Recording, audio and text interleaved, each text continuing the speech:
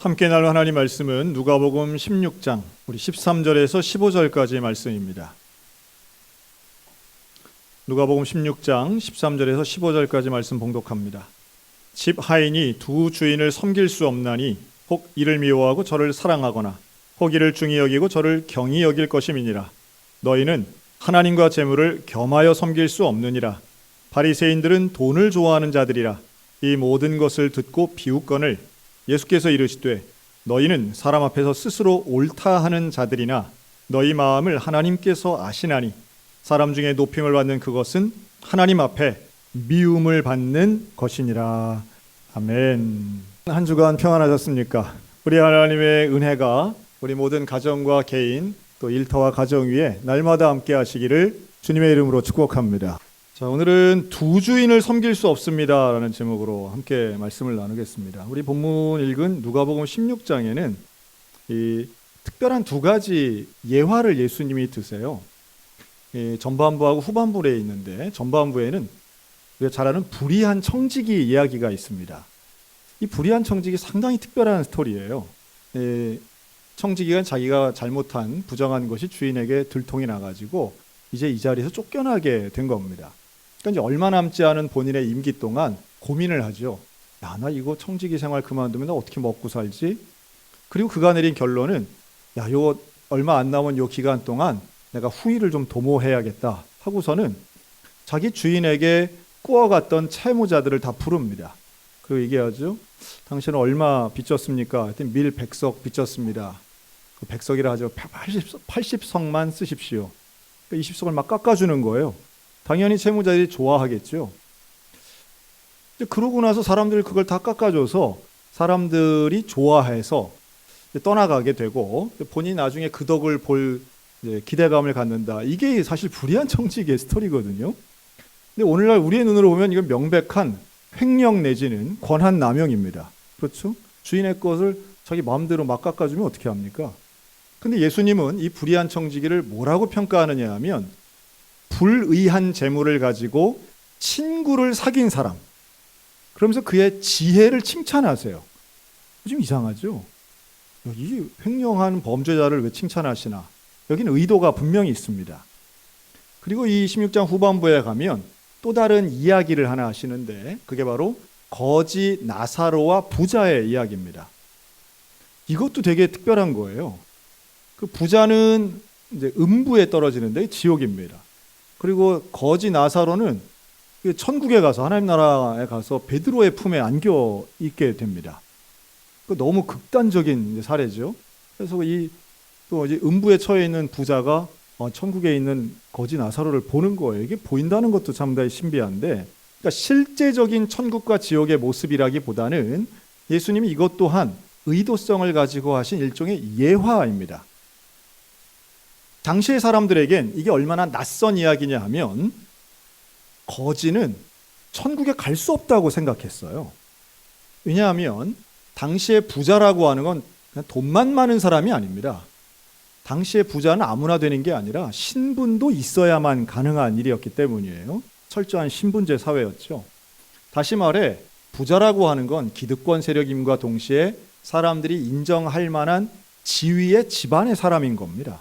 반면 거지는 이게 인간 이하인 거예요. 그러니까 인간 이하기 때문에 그의 게으름이든 범죄든 집안의 문제든 혹은 포로나 종으로 팔려온 사람이건 거지로 생활한다는 건 그에게 근본적인 문제가 있다고 생각하던 시기였기 때문에 거지가 천국에 가고 부자는 지옥에 가? 이거 이해하기 참 어려웠던 시절입니다. 그런데 예수님이 일부러 이 구도를 가지고 사람들에게 예화를 들려주시죠. 이게 동시에 누가복음 16장에 있습니다. 의도가 있는 거예요. 이 두 가지 예화의 공통 단어는 하나입니다. 바로 돈입니다. 돈. 불의한 청지기는 그 돈을 가지고 사람을, 친구를 얻었다라고 하는 거예요. 채무자가 아니라 이제는 은혜 받은 사람으로 변하죠. 반면 부자와 거지 나사로의 이야기에서는 오히려 돈이 있기 때문에, 부자였기 때문에 지옥에 간 것처럼 들리는 그런 표현들이 나옵니다. 돈에 대해 부정적이기도 하고 긍정적이기도 한 면들이 분명히 있죠. 우리 사람은 돈이 참 필요한 시대에 우리 살고 있습니다. 여러분, 여러분들 중에 혹시 돈을 싫어하는 분 계십니까? 아마 돈을 끔찍히 좋아하지는 않는다 하더라도 끔찍히 미워하시는 분은 거의 없을 거라고 생각이 들어요. 또 돈에 대해서 부정하거나 외면하고 싶은 분은 혹시 계실지 몰라도 돈이 필요 없다라든가 돈의 능력에 대해서 전혀 돈의 능력은 없어요, 이렇게까지 말하는 건 무지한 발언일 수 있겠습니다. 돈은 필요하죠. 다만 정도의 문제라고 생각합니다. 돈이 너무 없어도 인간다운 삶을 살기에 쉽지 않습니다. 제가 최근에 한 목사님하고 대화를 나눌 시간이 있었는데요. 그 목사님 그러시더라고요. 경제적으로 상당히 어려운 가운데 지금 살고 계신 목사님이신데 이분이 이런 말씀을 하세요. 나는 목사 안수를 받고 그때 이미 가난하게 살 것을 각오했다는 거예요. 그런 각오 많이 합니다, 목사님들이. 근데 가난하게 살 것에 대해 각오를 했는데 실제로 가난한 삶을 살아보니까 가난에도 등급이 있다는 걸 알게 됐대요. 그러니까 내가 생각한 가난과 실제로 존재하는 가난엔 큰 차이가 있더라는 거예요. 그러니까 본인이 생각한 가난은 남들만큼 못 사는 정도를 생각한 거예요. 상대적 가난이죠. 최저 생계비를 이야기할 때에 4인 가족이 한 200만 원 중반 정도는 최저 생계비라고 하는데 여기에 훨씬 미치지 못하는 극단적 가난도 분명히 존재합니다. 다른 말로 하면 먹을 것이 없는 가난. 야, 이거 참 비참한 거 아니겠습니까? 근데 그걸 경험하고 보니까 사람이 좀 이상해지더래요. 어떻게 이상한가? 마음이 삐뚤어지더랍니다. 목사님 그걸 발견한 거예요. 스스로에게. 그냥 아무것도 모르는 사람들인데 어디 여행 가는 사람, 좋은 차 타고 가는 사람 보면 저 분명히 나쁜 짓 해서 저렇게 됐을 거야. 누구 맛있는 거 외식하는 사람들 보면 뭐 드라마나 뉴스에 나오는 사람들 보면 저건 다 나쁜 놈들이야. 이렇게 누군가를 근거도 없이 그저 나보다 잘 산다는 이유로 부정적인 마음, 저주하는 마음을 갖는 본인을 보고 깜짝 놀란 거예요. 야, 내가 이런 생각을 갖다니, 내가 이렇게 이름도 모르는 사람을 저주할 수 있다니 마음이 삐뚤어졌구나. 그래서 내린 결론은 하나님 앞에 기도했답니다. 하나님, 가난한 것까지는 내가 좋은데 일용할 양식은 주셔야 되지 않습니까? 그렇게 기도했대요. 하나님이 너무한 거 아닙니까? 그러면서 경험한 본인의 이제 간증도 많이 얘기해 주셨는데요. 그랬더니 하나님이 그때마다 필요한 거 주셨다는 이야기, 이게 무슨 옛날 옛적 얘기가 아니고요. 2020년대에 일어난 일들입니다. 쉽지 않죠. 돈은 누구에게나 필요하고 또 돈은 누구에게나 중요합니다. 다만 돈 자체는 악한 것도 아니고 선한 것도 아닌 소위 말하는 가치 중립적인 것인 만큼은 분명합니다. 이 돈에 대해서 우리는 어떻게 판단해야 될까요? 근데 돈은 분명히 매력적이에요. 돈은 분명히 위력적입니다. 이 매력과 위력이 있습니다. 돈 가지고 할 수 있는 일 생각보다 많습니다. 또 돈 자체가 가지고 있는 매력도 있습니다. 왜냐하면 돈은 모든 것의 가치를 매기는 기준이 되곤 하기 때문인데요. 예를 들면 이런 거죠. 여러분, 어떤 집이 살기 좋은 집, 갖고 싶은 집일까요? 비가 줄줄 새고 층간소음이 심하고 외풍이 부는데 또 누수가 잘 안 돼가지고 누수가 막 일어나가지고 곰팡이가 막 폈는데 집이 특별한 동네에 있어서 한 30억짜리다 하면 여러분 그 집 갖고 싶어요? 안 갖고 싶어요? 뭐 묻지도 따지지도 않는 거죠. 동네가 어딘지 궁금하지도 않아요. 그냥 얼마짜리다 그러면 그게 그 어떤 본질을, 물건이든 사람이든 가치를 결정해 준다고 생각하기 때문에 그 사람이 어떤 인격이든 또 어떤 비전을 갖고 있건 그것과 상관없이 연봉이 얼마냐에 따라서 그 사람의 가치를 높게 평가하는 시대에 우리는 살고 있습니다. 그래서 비싼 옷, 좋은 차, 이게 그 사람의 가치를 올려준다고 생각하기 때문에 보이는 게 다 돈으로 환산되는 거예요. 참 안타깝기도 하지만 현실입니다. 그때로는 이 돈의 매력적인 모습이 화려하게 사람을 가려주죠. 돈의 액수가, 돈의 소유가 그 그 사람을 대단하게 보이고 높게 보이고 훌륭하게 보이기도 합니다. 왜냐하면 저 정도의 연봉을 받아? 그러면 과거에 분명히 노력했을 거야.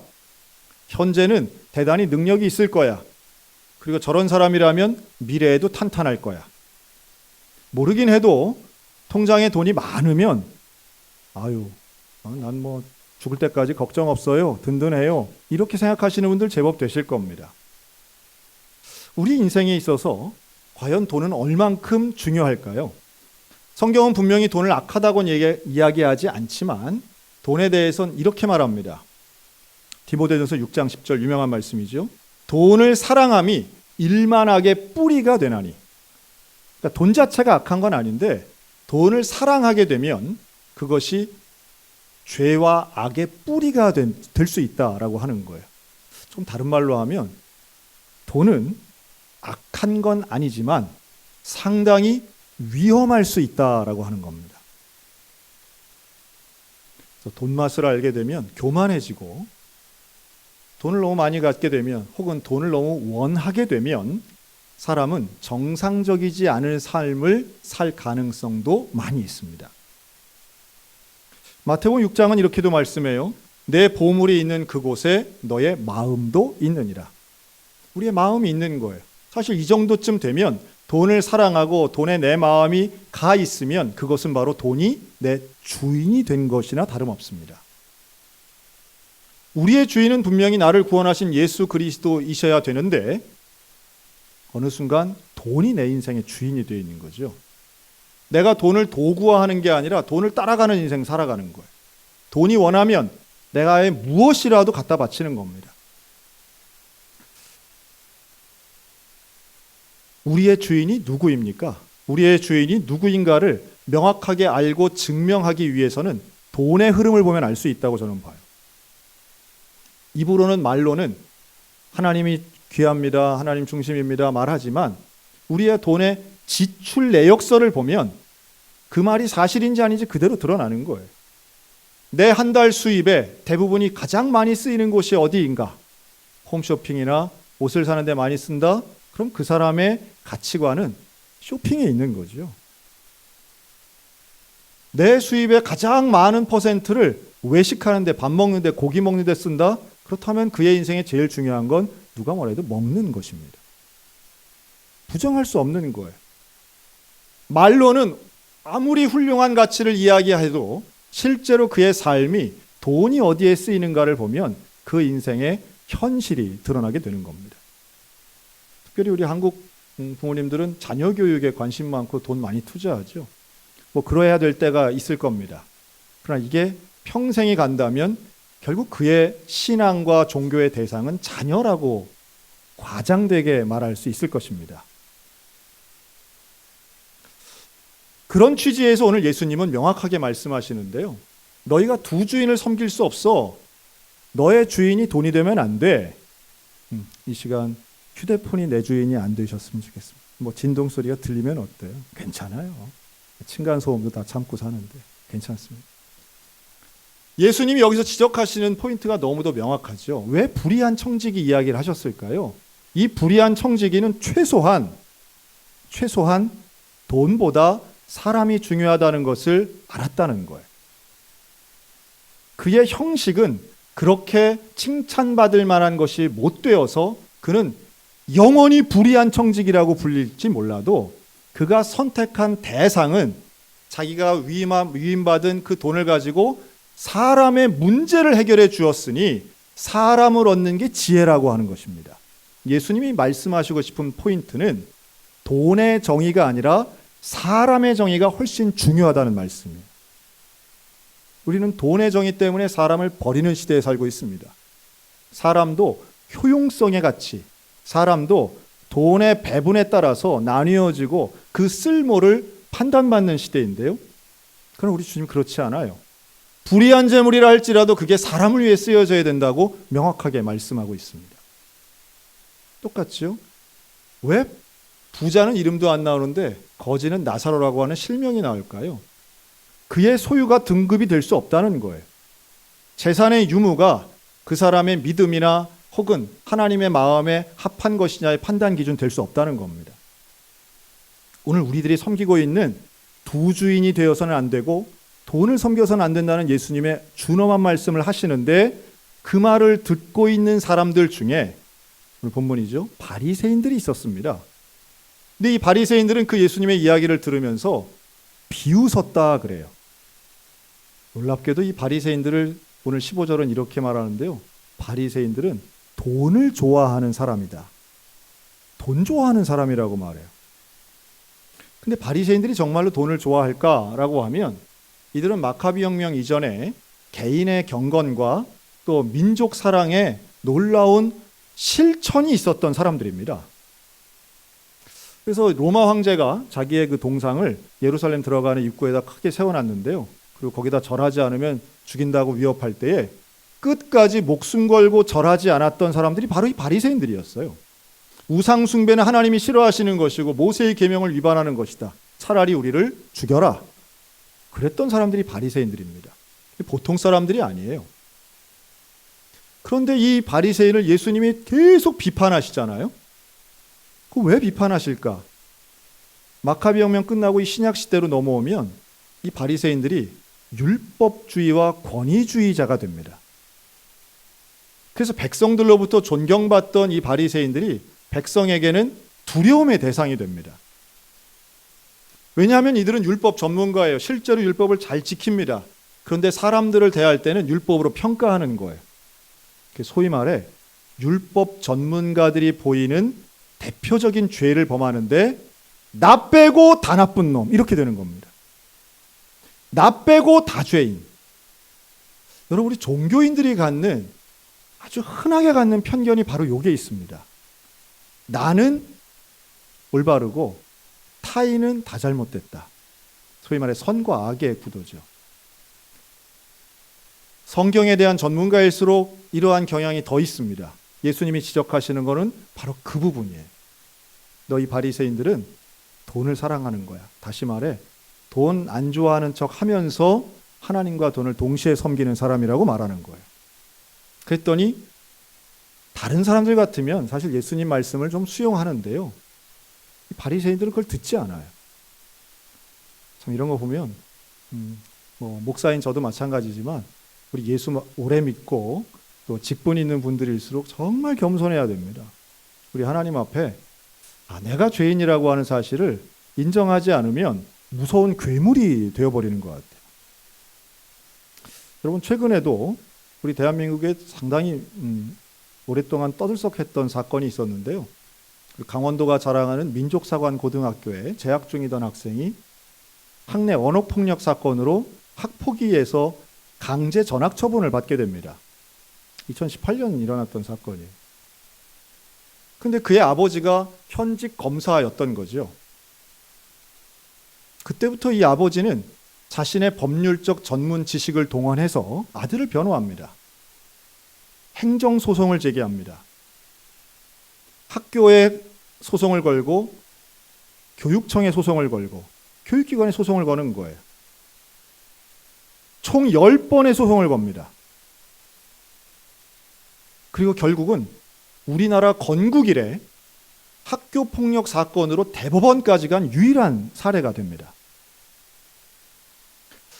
저는 최근 그 교장 선생님, 담임 선생님이 인터뷰한 뉴스를 봤는데요, 교장 선생님이 그런 얘기를 하는 거예요. 너무 무서웠대요. 교장 선생님이 무서웠답니다. 왜 무서웠느냐? 본인은 그런 법적인 조치를 해본 적이 없는 거예요. 그러니 피해자 학생은 얼마나 무서웠겠어요. 여러분, 법원에서 연락 오고 뭐 출두하라 그러고 변호사가 있고 고소한다 그러고 왔다 갔다 하면 그거 얼마나 무섭습니까? 이번 사례는 법의 정의라고 얘기하는 그 정의가 누구의 편인가 혼란스럽게 만든 사건이기도 했습니다. 너무도 결과가 당연한 것이고 모두가 아는 사건임에도 불구하고 법의 전문가가 힘을 쓰면 시간을 늘리고 혼란을 주고 두려움을 줘서 끝에 가서 결론을 이긴다 한들 아무도 승리한 사람이 없는 참 힘 빠지는 결론을 줄 수 있구나 하는 걸 깨닫게 만들었습니다. 그걸 방지할 방법이 없는 거죠.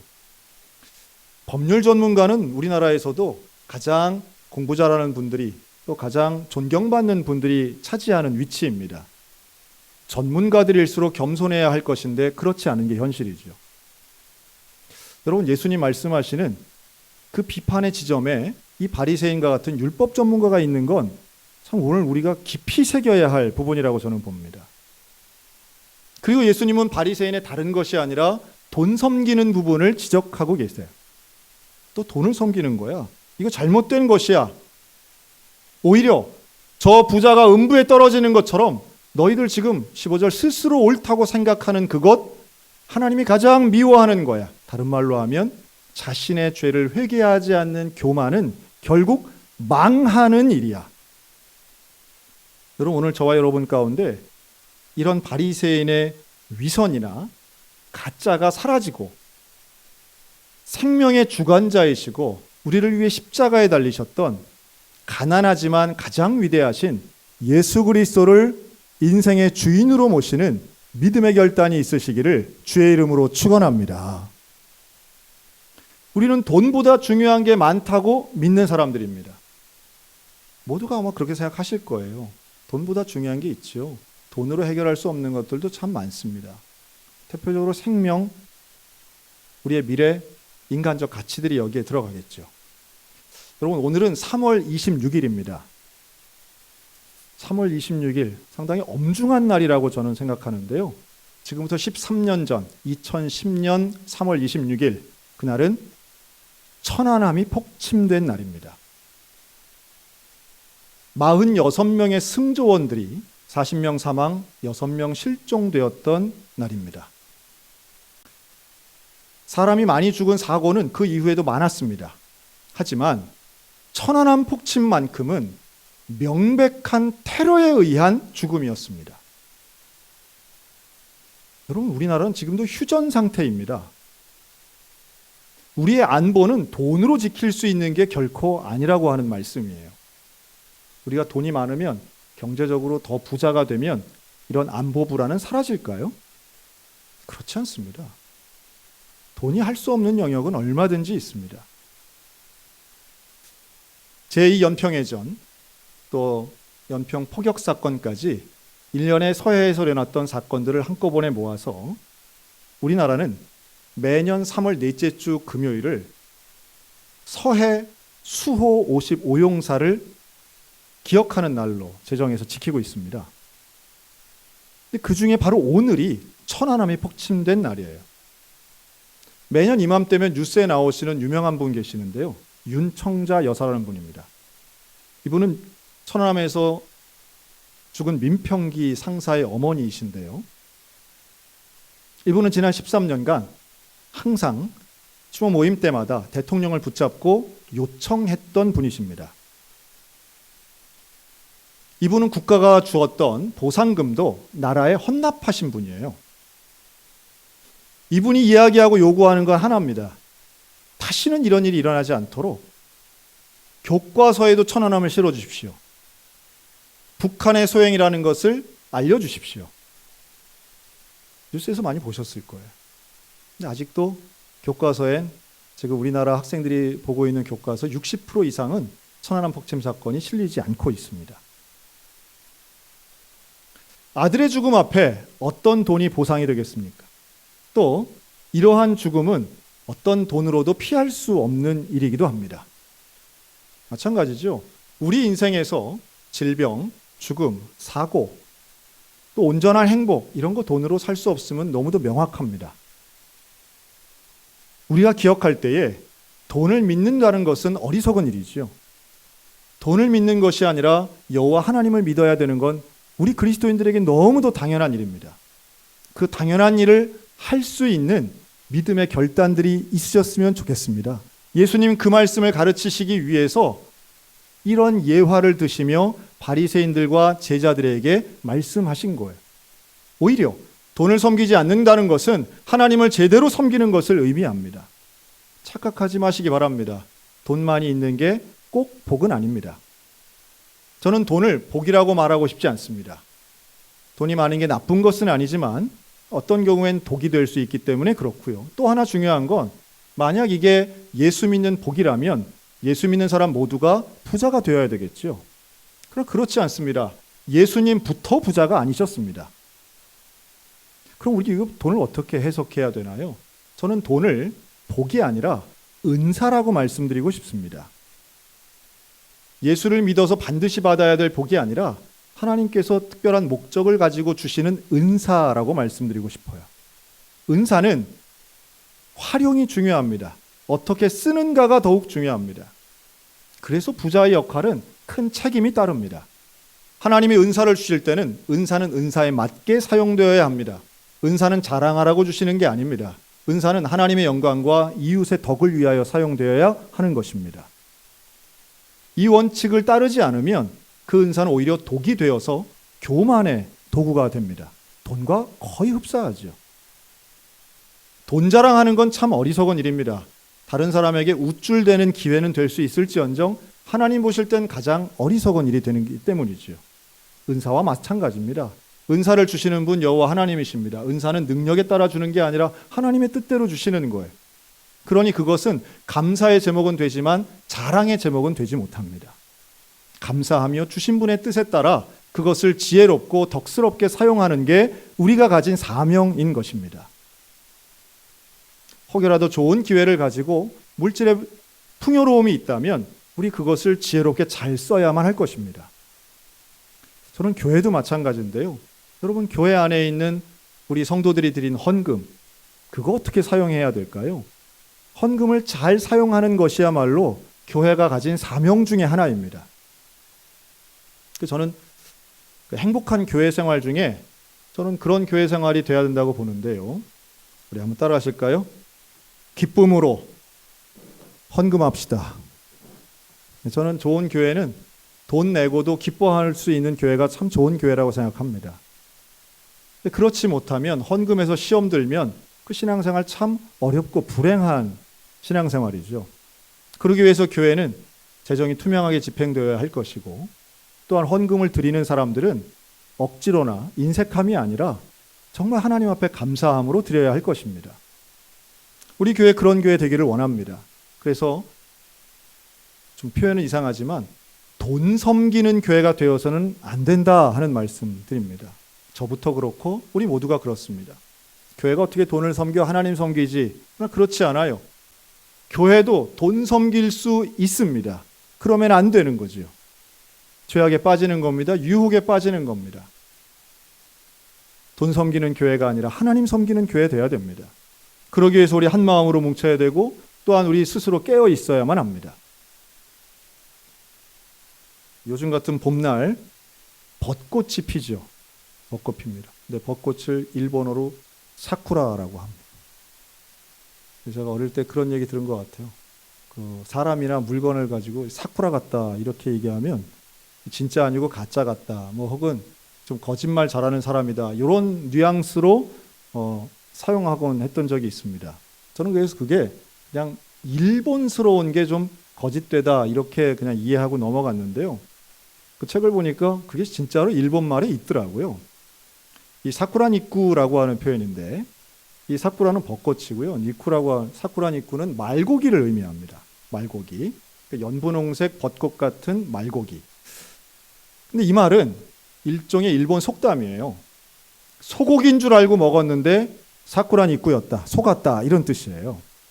이게 이제 일제강점기 때에 쓰여지면서 사쿠라 같다 하는 말이 지금까지도 우리는 그 뜻을 모르고 그냥 쓰는 겁니다. 전 이렇게 좀 말씀드리고 싶어요. 돈이 최고인 줄 알았는데 하나님 나라 가니까 돈은 사쿠라 니쿠 같은 거가 되면 어떻게 되겠습니까?